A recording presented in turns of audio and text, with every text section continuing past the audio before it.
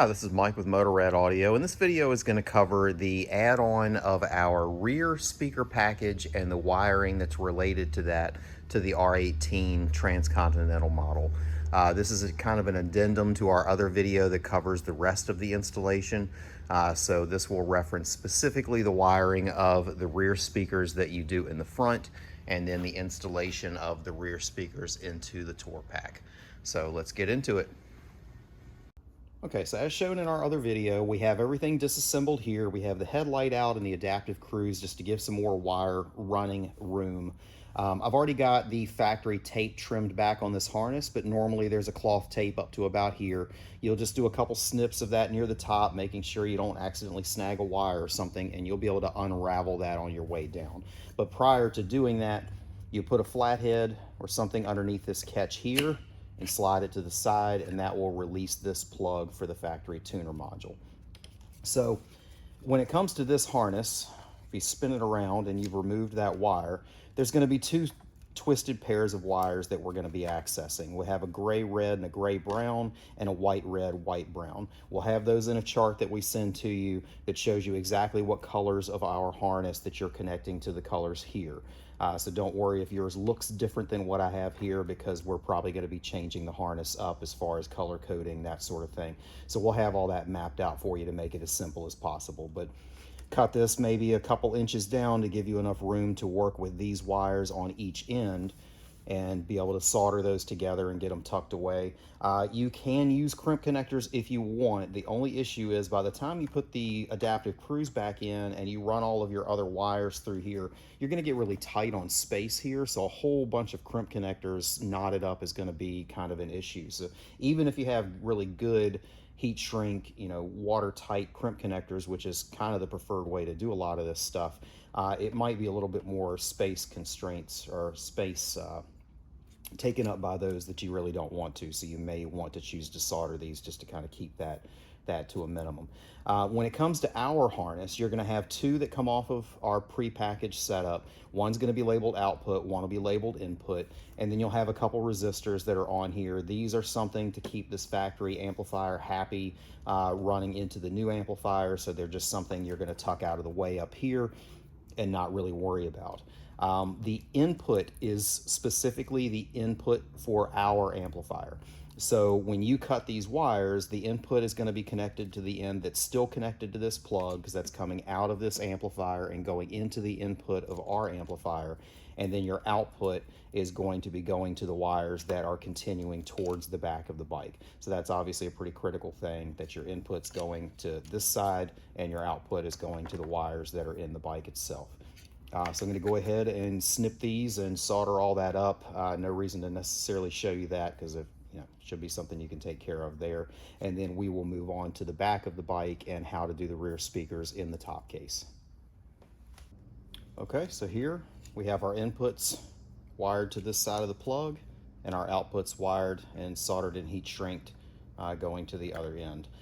We will supply you with some heat shrink that has some sealant inside of it, so if you do the soldering route, you will have some heat shrink included to help out with that. And if you go the crimping route, we will also supply you with heat shrink crimp connectors that will allow you to do this via crimps if that's the only tools that you have available.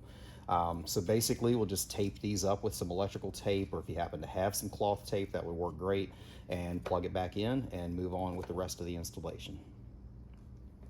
And I guess one more quick note, after this is all taped up and put back, you've got this for your standard wire path. But those that are worried about serviceability, these are permanently spliced in, of course. But if you chase them down to where we have this all pre-bundled for you, there are quick disconnects for every single connection that's involved with this installation, so everything can come apart. We've just already tied them all up in here for you, but they're always accessible with a few snips of a wire tie. You can quickly unplug it and get anything out of the way that a dealer or something may need for servicing the bike. All right, so for the removal of the speakers in the top case, you can get these grills and backrest and everything off without removing it from the bike, but unfortunately there's one screw on each side that prevents you from doing the installation without actually removing the case and taking the bottom off of it, which is relatively straightforward. When it comes to the case removal, up underneath here, there's going to be 4 large T40 Torx bolts. They're basically going to come out. That's what they look like there. They're long, and I tell you, this was quite the job. They apparently, at least on this bike, used Loctite on it, so they are in there really tight. So you'll need a fairly large Torx wrench, preferably on an extended handle socket or something you can do to get some leverage. And the ones that are up here near the front are very tight spacing between here, so whatever you have is going to have to be shallow.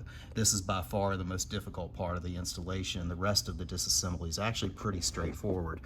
These are already loose because we already had this removed, but once you lift this up, there will be two plugs that are in between this cover here and the top case itself, and you'll need to unplug those and then just do the rest of the work on a workbench. So I'm going to get this removed real quick, and then we'll get into the disassembly. All right, so now that we have the top case off, get yourself something nice and soft and clean to be able to put it on so you can flip it around without scratching surfaces, that sort of thing. This is a better shot of those two plugs I was talking about. The round plug has a clip on each end of it, or each side, and then the single flat plug has the one clip right here.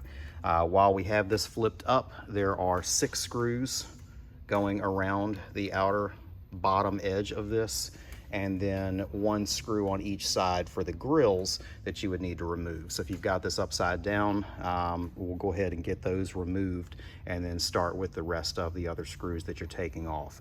One thing of note, I'll mention it in the video, but other than the ones that are blatantly different that hold on the grills and then the backrest inside of the bag, all of the rest of the screws are the same throughout this. There are shiny ones and dull ones, ironically enough, so you may want to at least keep track of that. Put the dull ones where you can't see them, keep your shiny ones separated so you can put those on the parts that you actually see underneath the when you're opening the case, that sort of thing. And then there's only 4 screws out of all of these that look the same, that are different. They are a differing length, so I'll show you that part as well, where you can put a little piece of tape or something just to signify where those 4 screws went. The rest of them are all the same, so you don't have to keep track as much with what screw came from where.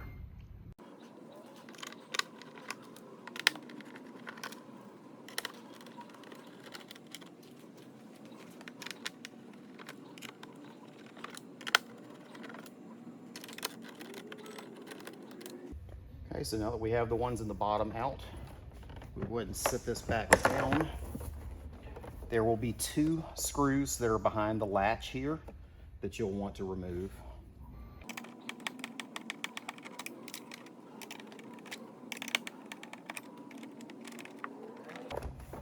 And then on the inside, there are 4 of the larger screws that are, 2 of them are holding the factory grill on, and then 2 of them are holding the backrest on.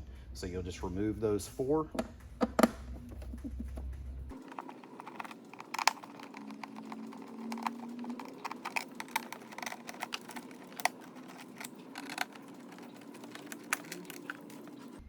These all have a little plastic washer around them, so you'll keep those together. That has your backrest completely off. There'll only be 1 more screw holding each of the grills on that we will see when we spin it back around. But once you're to this position here, you have all these little screws going around the outer edge. There are 2 larger screws here. Those are not ones you need to remove. You can leave those in. And there's 2 larger screws here at each point, and even right here by the hinge, that again do not need to be removed. You're only taking this bottom shell off. So just the smaller screws going around. And then you'll notice where I have blue tape, this particular screw, for whatever reason, is a lot longer than the others, and the one back here on this corner is longer than the others. So I just put a little piece of tape at each one to remind me as to where those 4 longer screws went, because all of the rest of them are the same. So I'll go ahead and get to removing all of these screws here and then spin it around so we can cover the rest of them.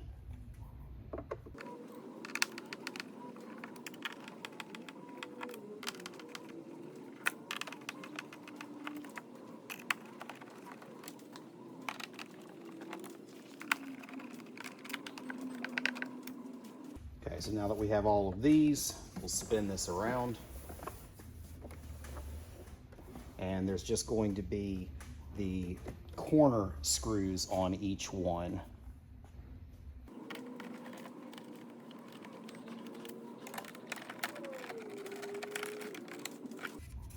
Once you have that screw out, you'll be able to remove the grill to access the actual speakers.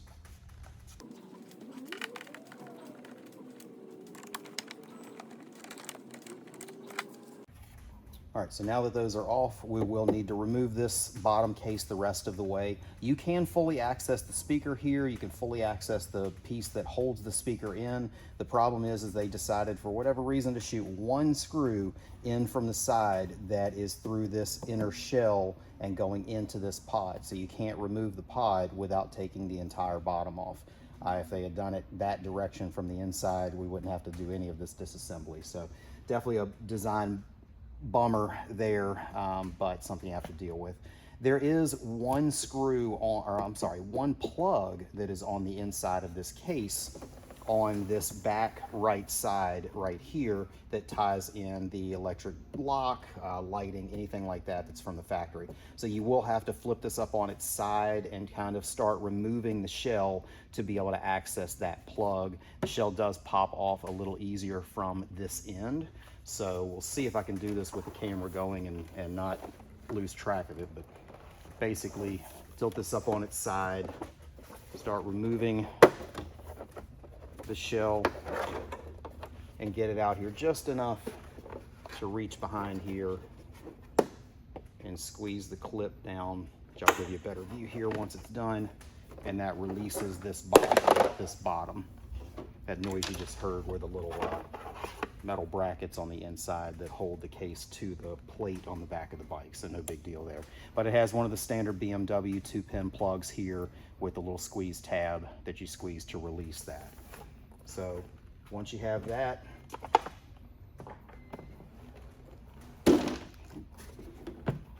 you are down to this where you will remove the speakers and stuff.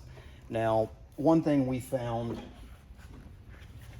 while trying to work on this is that when you have all this stuff apart, this becomes very front heavy, and depending on what kind of work surface you're working with, that could be precarious to just doing a triple gainer right off the side of your bench. So I would suggest propping something underneath here. We just stick a little box underneath here, and that one props it up and makes it easier to disassemble anyway, but it also shifts that weight more towards the back so you don't have to worry about it flying off the shelf. So I'm gonna go grab that piece, and then we'll get to removing these speakers and showing you how to put the new speaker in. All right, so we're gonna go ahead and remove our speakers themselves. One quick note, obviously you can certainly use power tools for removing all of this stuff. I wouldn't suggest putting a lot of these screws back in with a drill with a tip in it unless you're very familiar with it, because almost all of the pieces in here are going into plastic clips, and it's very easy to over torque and mess up that clip. So that's why I'm doing it all by hand, but obviously I can fast forward so you guys don't have to go to sleep watching me unscrew a bunch of things. But certainly if you want to zip all these out with a drill, you can.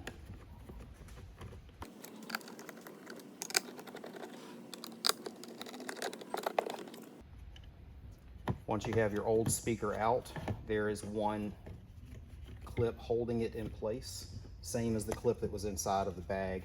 So just one squeeze of the tab, and that will release your factory speaker out.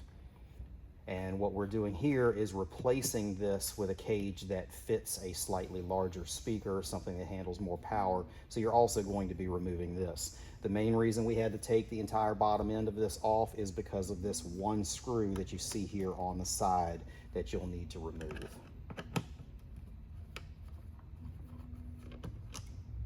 Wasn't for that puppy, this would probably be a 5-minute job instead of a, hour or something.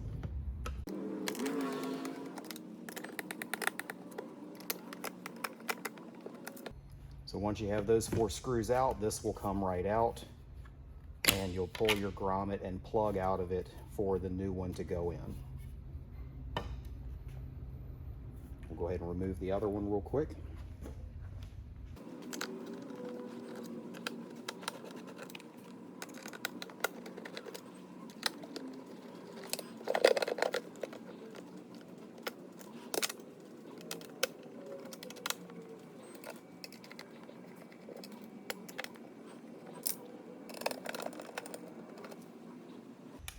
All right, so now that we have the OEM stuff out, we're going to put our new pod in exactly the same way as the old one came out. Use those same dull screws I mentioned before because these are hidden away.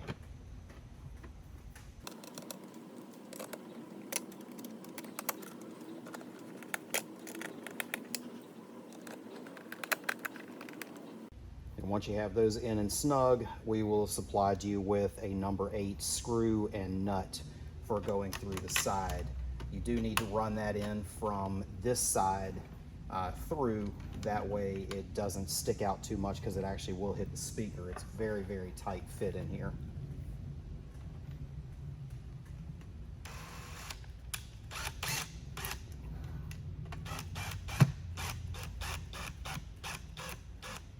Just snug that down, nothing super tight because this is thin plastic. You don't want to break that by torquing down on it too tight. Not quite sure what that screw is really supposed to accomplish anyway, but hey, they put it there from the factory, we're going to put it back. So there will be a hole right down here on the side of the pod that you will fish the OEM grommet back through. Get that seated in there fully.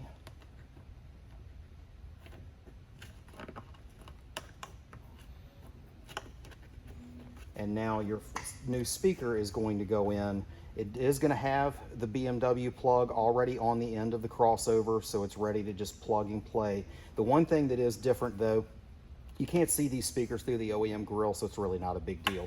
But we do put the speakers in pretty much upside down because we're trying to keep these wires and all this that would show through from the inside. I mean, nobody's really going to see it but you, but hey, it's just one of those things. So if you keep those down near the bottom with the speaker upside down, that'll keep those wires from being draped across these holes that you can see, and everything will be down here at the bottom. So simply plug this in, tuck all this stuff down here at the bottom, and drop your speaker in. It is a very tight fit, so you may have to maneuver some things around and all that. I mean, as you'll see with this entire installation, it is just all very, very tight spaces. We barely were able to get these things in there. There won't be many options for speakers beyond these because there's physically not enough room for many other speakers to fit in here.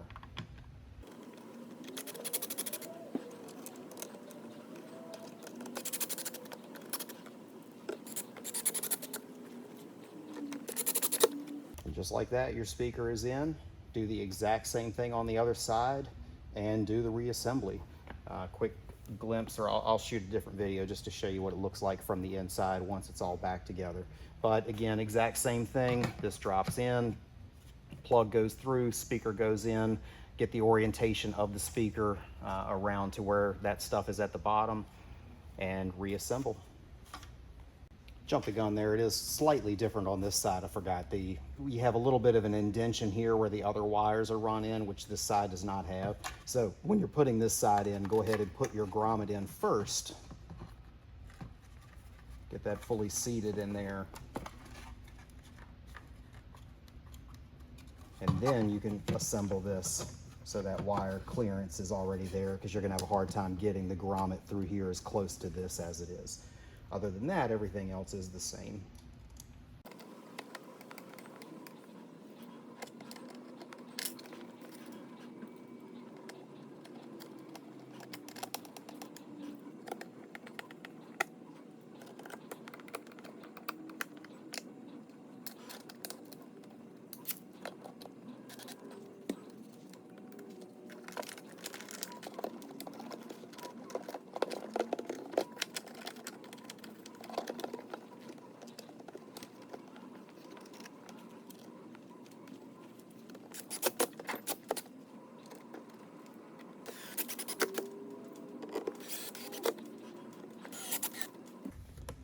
And that's it. So now everything's in there.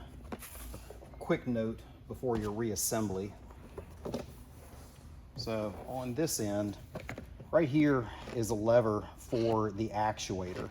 So as you're putting everything back together, oftentimes when you're working on it, this has been pushed down into that position, which means your handle won't move. If you put it all back together, everything would be fine. Once you plug it in on the bike, you'll be able to lock and unlock and get that to reposition. But if you happen to think of it before you reassemble, or you're able to reassemble with this pushed up, that will give you an easier ability to latch and unlatch it as you put it together.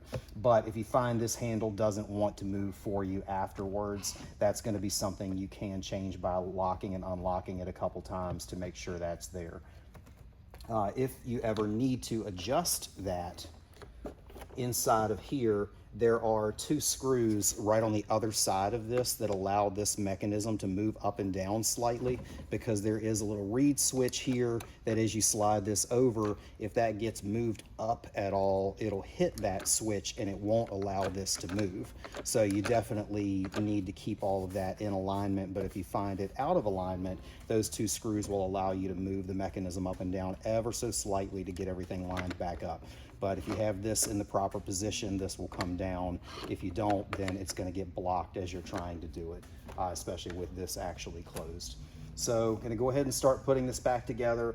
The biggest thing that you will have to be aware of, or just the easiest way, is this end going into the shell is the easier way to drop it in, and then pay attention to those front edges to make sure you have everything lined up. So when you're putting those grills back on, everything goes in correctly. So it'll be really obvious if things are out of whack, because screw holes will not be lining up and you'll know that you've got an issue.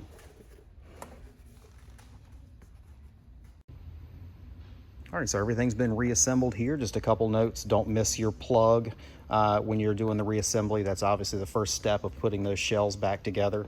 This is what it looks like once it's done. Same factory-ish type grill scenario, with a little extra logo thrown in there.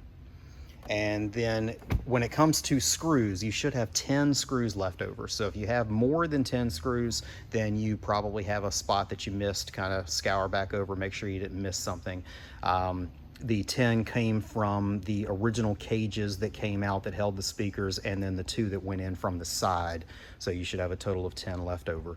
That's basically it for this. It's ready to drop back on the bike, plug those 2 plugs in, run those 4 Torx back into it, crank those down, and you should be good to go. You can either head back to the other video for the rest of the installation, or if you've already done that portion, then you're pretty much done. Hope everything sounds great. Certainly if you have any questions at all, feel free to reach out to us. We have a chat function on our website that will do some texting, and then we have a messaging on there as well, and certainly can give us a call. We're open from 9 to 6 Monday through Friday Eastern time. But again, if you contact us after hours in the middle of an installation, I'm constantly keeping up with that to try and help you out, because I know you're probably in the moment of the installation and need help a little bit quicker. So again, have any questions, just let us know, and have a good one. Thanks.